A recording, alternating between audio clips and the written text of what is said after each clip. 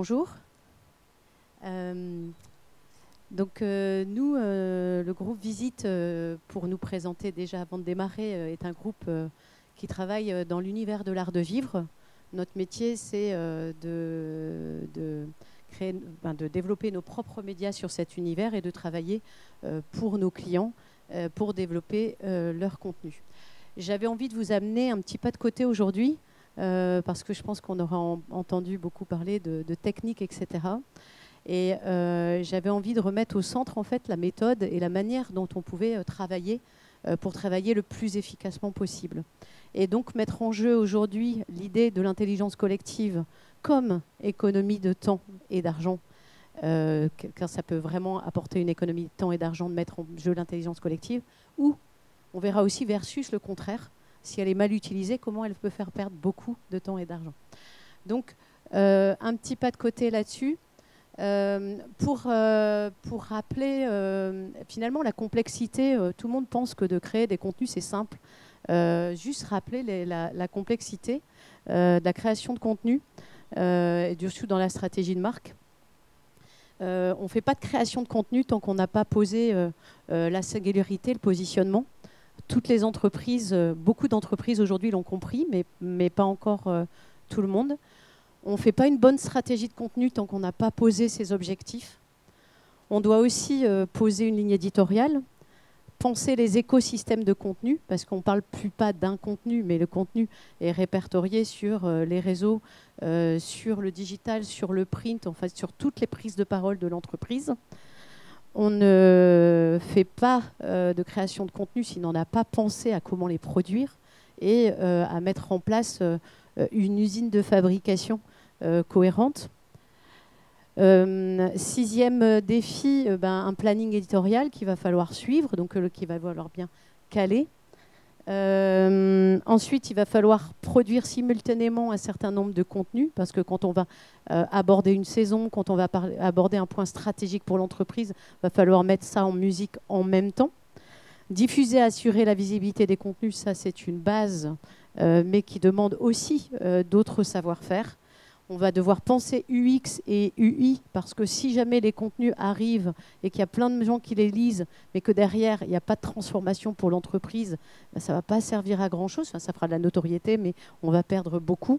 Et ensuite, il va falloir apprendre à mesurer, ajuster, optimiser, et tout le temps, et en permanence, tout au long de l'année. Donc la stratégie de contenu, c'est un univers complexe. On a besoin de beaucoup de choses. Alors, s'il y a des gens qui prennent les photos, n'hésitez pas, parce que je ne vais peut-être pas tout vous citer.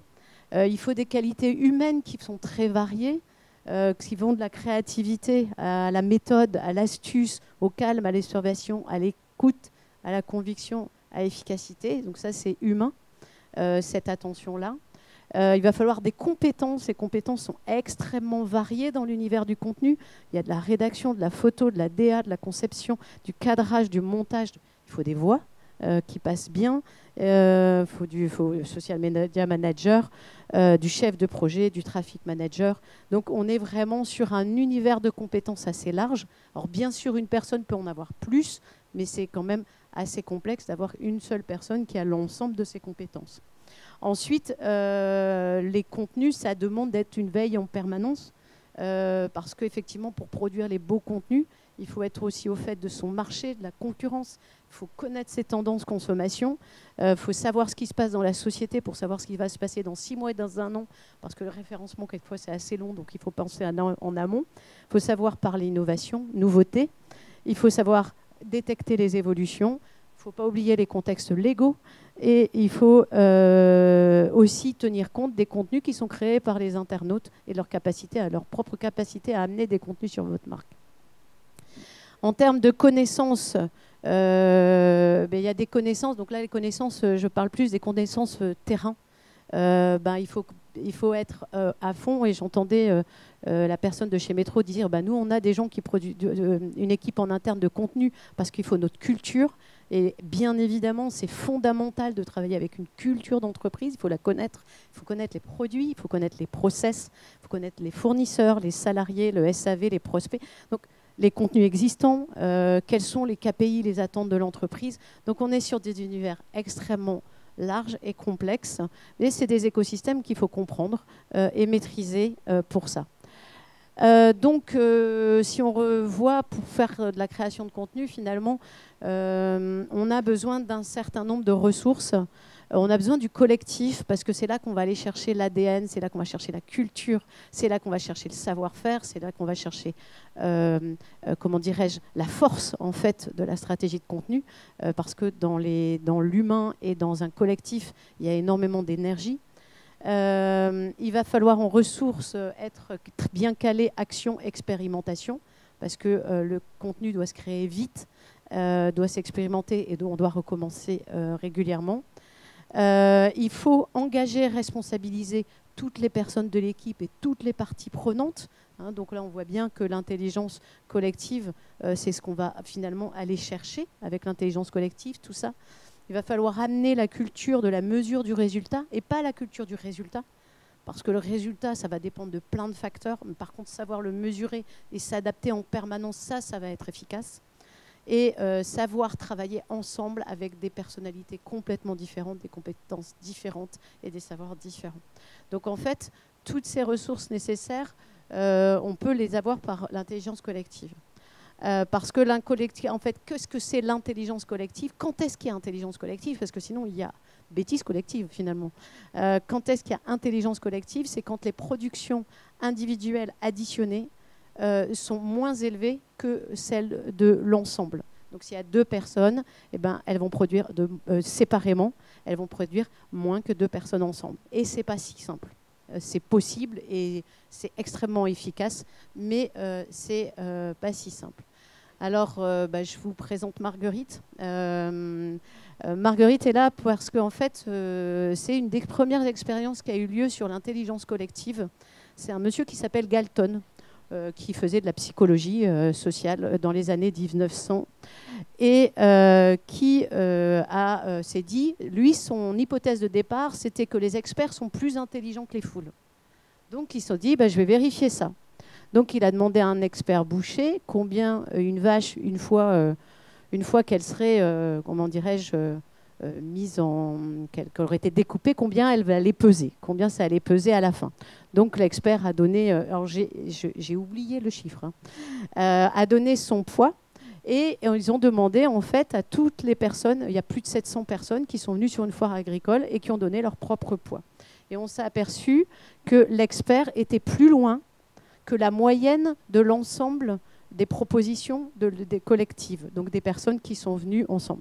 C'est-à-dire que la foule moyennisée a donné un chiffre plus exact que celui de l'expert.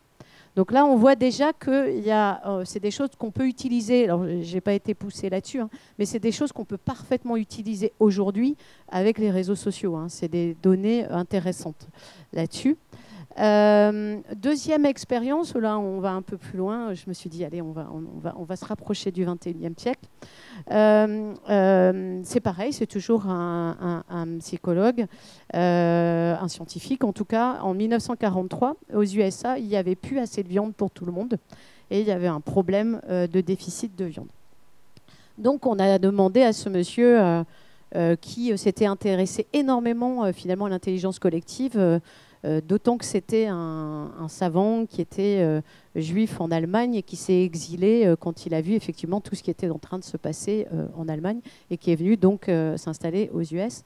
Et donc on lui a demandé, on souhaiterait que les ménagères demain cuisinent les abats. Or, à cette époque-là, on cuisinait pas du tout d'abats dans cette région aux États-Unis. Et en fait, il a fait 2 expériences. Une première expérience où il a demandé à un expert de venir comme je le fais. Donc, je sais que je ne vais pas être très productive aujourd'hui, mais j'ai que 20 minutes, donc voilà. Comme j'ai fait, de dire, voilà ce que vous devriez faire. Il faut cuisiner comme ça, je vous donne des idées de recettes. En fait, tout était descendant. Et à la fin, il donne le bouquin de recettes et les femmes s'en vont, puisque c'était des femmes, évidemment, qui étaient invitées à participer à cette expérience. Derrière, on a eu 3% de mise en pratique.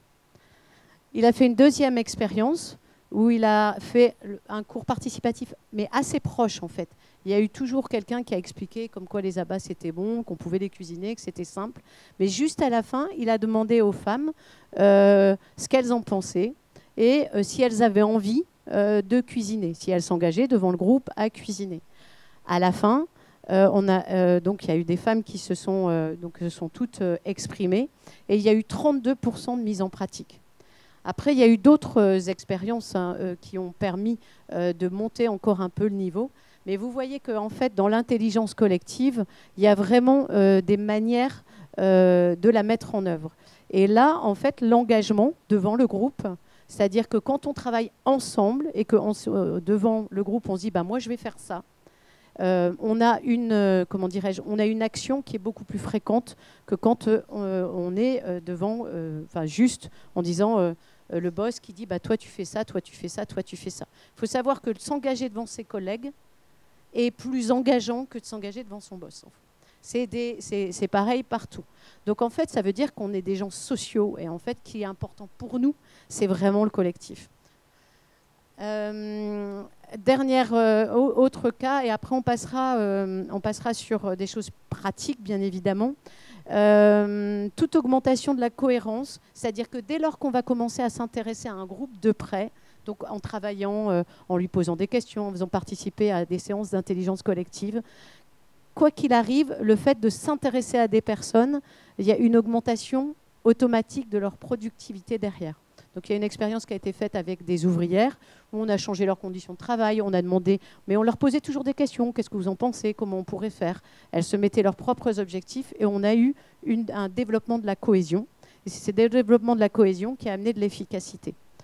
Donc, pour amener de l'efficacité dans vos équipes, la cohésion, elle est au moins aussi importante. Et la cohésion, c'est pas forcément, ça peut être aller prendre un repas ensemble, ça peut aller faire une visite de musée ensemble, ça peut être faire des choses ensemble.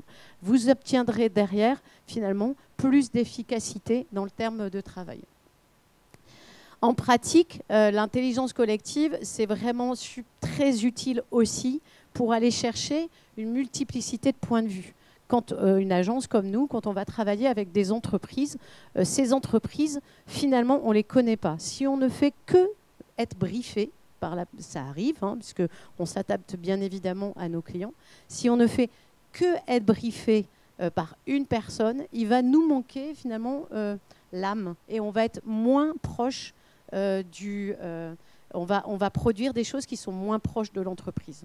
Donc, par contre, dès lors qu'on commence, on fait des ateliers collectifs où on demande leur avis aux gens, on a un premier effet, on les engage, c'est-à-dire tiens, on me demande mon avis, donc je vais m'intéresser à ce qui va se passer dans l'univers de la com de l'entreprise. Et je vous raconterai, mais on l'a fait quand même on ne le fait pas forcément avec des professions intellectuelles, on le fait avec tout type de profession et ça marche très bien. On recueille et on partage des informations disponibles. Et sûr que si on parle avec un chef de produit, on va en savoir beaucoup plus sur ce produit, ses problématiques, ses clients, la manière dont il est utilisé, que si on parle uniquement avec leur dirigeant d'entreprise ou avec juste une personne de l'équipe marketing. Parce qu'on va avoir le vécu du chef de produit, ses retours et tout ça. On formalise donc cette connaissance. Une fois qu'on a toute cette connaissance, ça nous permet de la formaliser. Et derrière, on collecte et on assemble. Et nous, on va chercher des veilles extérieures, soit celles des collaborateurs, bien sûr. Donc, on va prendre tout ce que les collaborateurs auront fait comme veille, parce que chacun va veiller sur son propre domaine d'activité, mais on va également nous-mêmes apporter une veille qui va être plus sociétale et en termes de communication. On va parler du brainstorming parce que c'est un exemple en fait qui est très utilisé et sur lequel on se trompe pas mal. Donc je commence par les dangers, hein. Je suis à fond sur l'intelligence collective, mais je commence par ce qui ne marche pas. Parce que quelquefois, on me dit bah, « moi, j'ai fait de l'intelligence collective dans mon entreprise et il ne s'est rien passé ». Donc, les dangers du brainstorming. Alors, il y a une première donnée. Il faut savoir que quand vous réunissez un groupe et que vous lui demandez de travailler ensemble et de produire des choses ensemble, la première chose, c'est on compte sur son voisin. Mais tous, hein. Et on peut le faire sur n'importe quel exercice. Il y a eu une expérience où on faisait tirer un tronc d'arbre à des gens. Bah, la personne toute seule, elle mettait beaucoup plus de puissance que quand ils étaient 10 à tirer. Et en fait, on le fait tous. Et ça marche dès le deuxième personne. Dès qu'on est deux, on a une baisse des productivités individuelles. C'est pas grave, mais il faut savoir qu'il y a cette tendance-là. Et ça veut dire qu'il va falloir travailler en atelier pour qu'elle n'ait pas lieu. Il y a des techniques pour que ça n'ait pas lieu, bien sûr. La peur, la deuxième chose, c'est qu'on a peur de s'exprimer dans le groupe.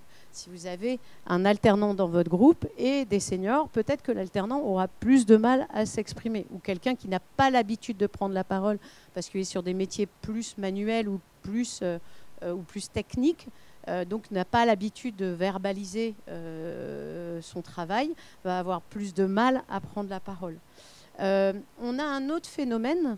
Il faut savoir que quand vous avez un phénomène qui s'appelle le besoin de normalisation. Si votre groupe dit ça, si vous pensez l'inverse, et que vous avez 9 personnes qui ont dit autre chose avant vous, vous allez répéter ce que va dire le groupe. Vous allez mettre votre idée sous le boisseau. On a fait une expérience, il y a eu une expérience aussi qui a été faite. On mettait une dizaine de personnes en test. Sur les 10 personnes, il n'y a qu'une personne qui était testée. Hein. En fait, tous les autres étaient des complices. Et en fait, on leur montrait 2 colonnes. Une colonne plus grande, donc c'était clairement visible, et une plus petite. Et on disait, bon, regardez bien les colonnes. Et donc après, on masquait l'information et on disait, et on faisait le tour de table en disant, ben, quelle est la colonne? Et en fait, les complices qui étaient au début du tour de table disaient, ben, la colonne A est la plus grande. C'était la plus petite, c'était visible. Arrivé à la personne qui était en test, elle a dit, la colonne A est la plus grande. Lui savait que ce n'était pas la colonne A. Mais on n'aime pas prendre une position différente du groupe. Il y a quelques personnes, bien sûr, qui n'ont pas de problème avec ça, mais vous avez la majorité des personnes n'aiment pas prendre une position différente du groupe. Alors, c'est pour ça qu'en intelligence collective, on travaille toujours avec des phases. On travaille souvent, pas toujours, mais on travaille souvent avec des phases individuelles sur lesquelles on va noter ses propres idées et on fait une présentation avec des choses préécrites quand on veut vraiment avoir les idées des personnes en individuel. Donc ça permet de baisser un petit peu la notion de paresse sociale parce qu'on va quand même aller s'exprimer tout seul devant, pas complètement, mais un petit peu. Et ça permet aussi de venir contrer le besoin de normalisation. Et la dernière chose, c'est la prise en otage du groupe. Quelqu'un qui se sent expert ne va pas forcément laisser passer les autres parce qu'il va considérer que ce que disent les autres n'est pas juste, donc va les empêcher de s'exprimer. Donc voilà, c'est d'abord, dans le brainstorming, il y a pas mal de dangers. Et donc il faut savoir que quand on fait un brainstorming pour augmenter les idées, le nombre d'idées que vous allez trouver si vous demandez aux gens de travailler en individuel sur leurs idées et si vous allez leur demander de travailler en collectif, vous aurez moins d'idées sur le collectif. Sauf si vous avez un bon animateur, c'est possible, parce qu'il va mettre des techniques en place, etc.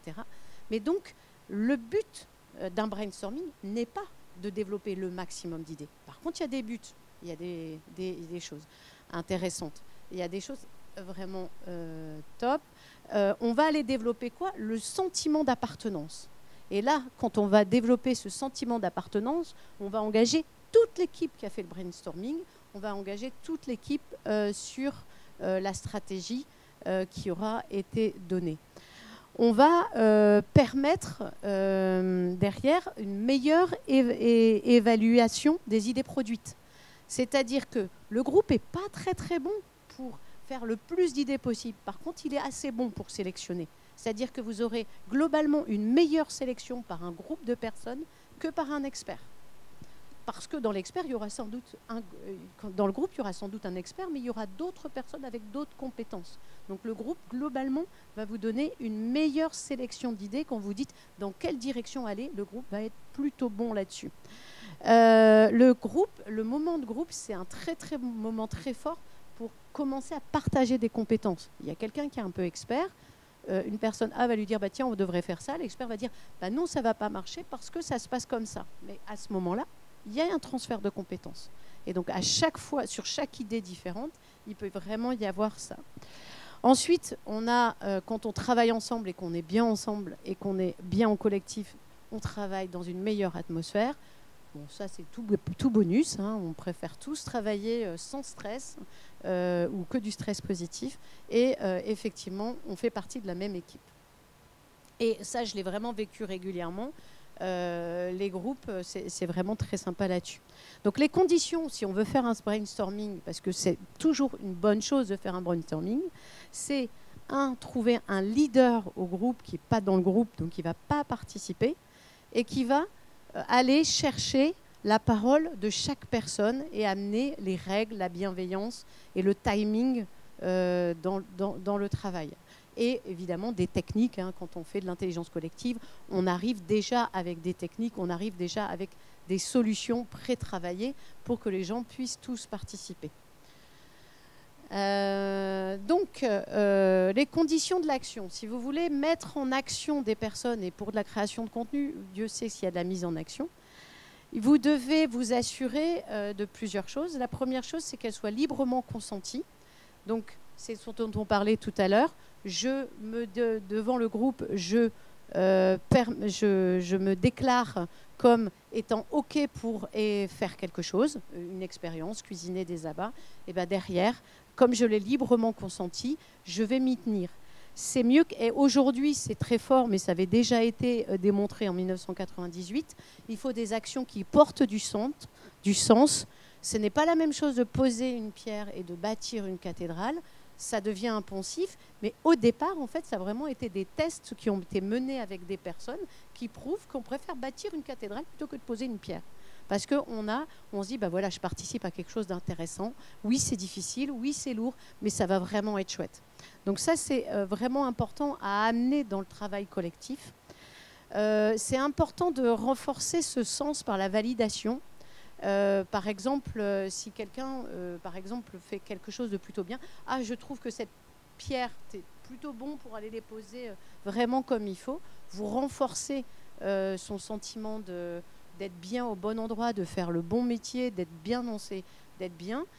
Et du coup, comment dirais-je, l'engagement dans le travail va être plus fort. Et effectivement, quand il y a des équipes où il y a beaucoup de personnes qui quittent, pourquoi pas une entreprise ou une équipe, est-ce que cette validation a bien été apportée au fur et à mesure? Il faut une direction d'action, il faut de la mesure, évidemment, et il faut de la répétition. C'est-à-dire que quelque chose qui va être mené dans le temps avec plusieurs itérations va être mieux mené au fur et à mesure du temps et va commencer à cristalliser beaucoup plus d'énergie que si on le fait une fois. Donc c'est plus important de faire les choses régulièrement. Donc en pratique, on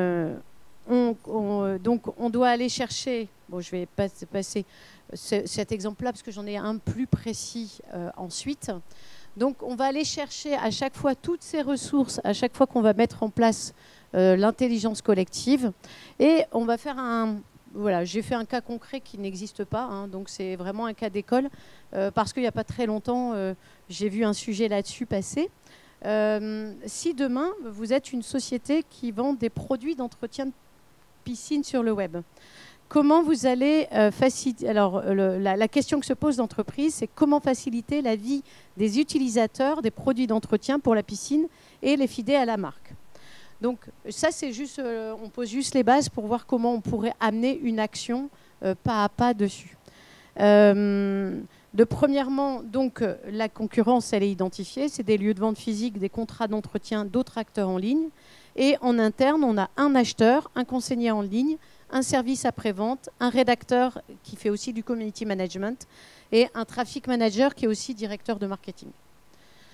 Les constats dans cette entreprise, le constat qui est mené, c'est que le coût d'acquisition est élevé. Alors les chiffres, c'est bidon, hein. Je ne connais absolument pas les coûts d'acquisition dans ce domaine-là, soyons très clairs.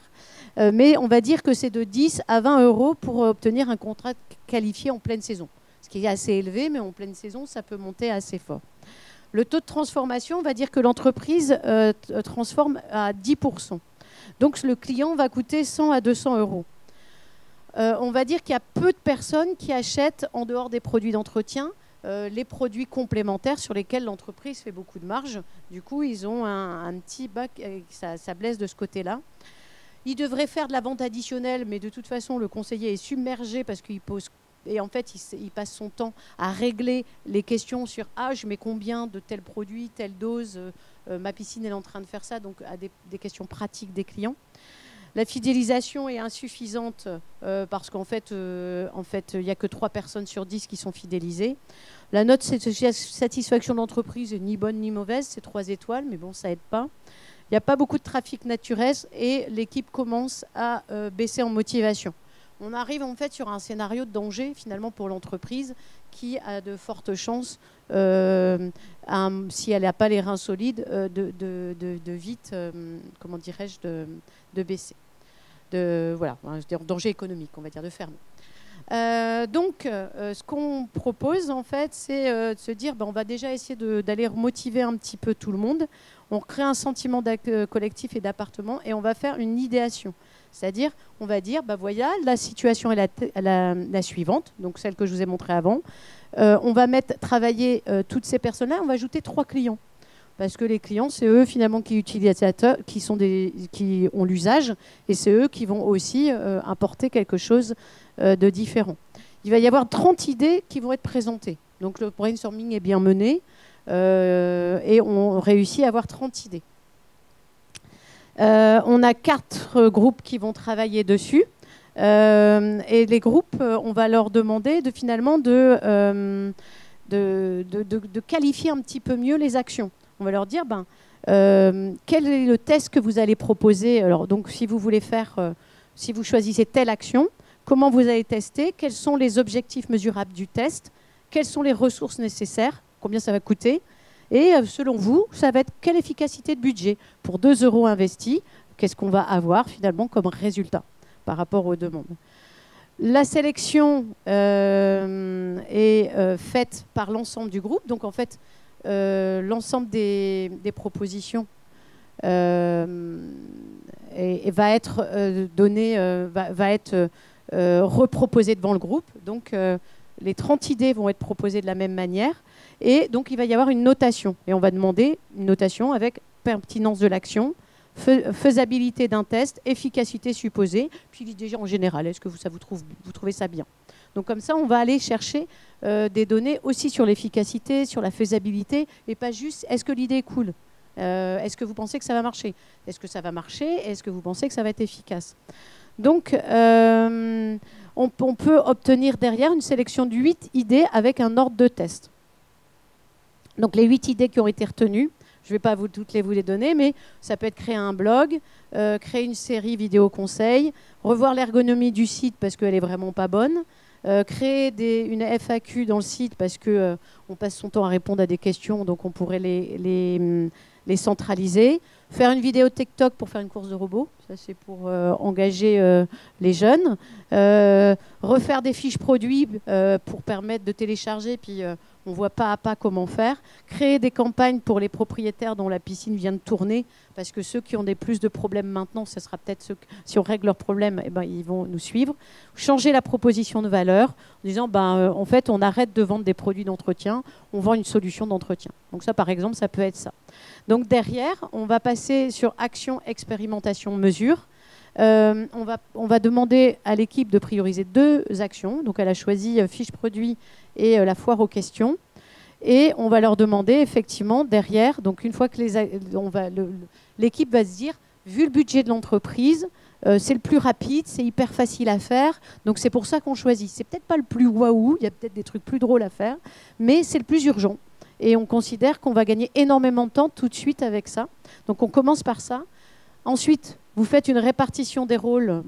L'équipe se répartit les rôles. Moi, je vais faire ci, moi, je vais faire ça. Donc, devant l'équipe, on met en production et, par exemple, on a 10 fiches qui sont produites et 15 jours après, on va mesurer l'effet de changement de ces 10 fiches sur les utilisateurs, puisqu'on continue à les payer de la publicité pour avoir du contact régulier. Donc, on a choisi 10 fiches qui sont beaucoup vues et on va pouvoir valider. Cette action-là, on va se dire à la fin, elle m'a coûté 20 € et elle m'en rapporte 200. Donc en fait, c'est cette chose-là qu'on doit aller travailler en commençant par l'intelligence collective, qu'on va dire brainstorming d'une manière super large, et à la fin, pour arriver avec des actions très timées. Parce que pour gagner du temps et pour gagner de l'argent, il faut vraiment derrière être dans le détail et la finesse des résultats. Alors, juste une petite passage, c'est juste pour vous montrer. Ça, c'est un site qu'on a fait avec des menuisiers.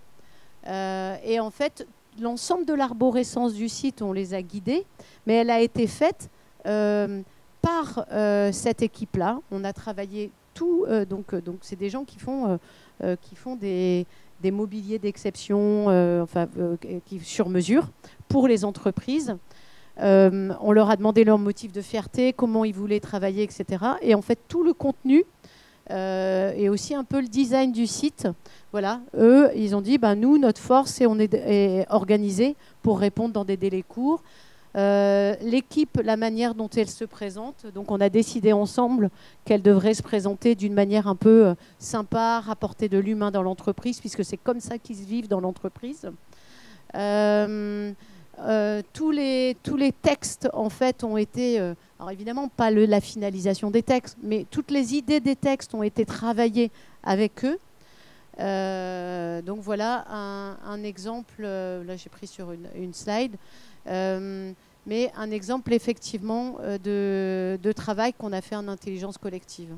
On peut retrouver ici aussi tout le côté pour aller finalement chercher, parce qu'en fait chez les menuisiers il y a beaucoup de manque de collaborateurs.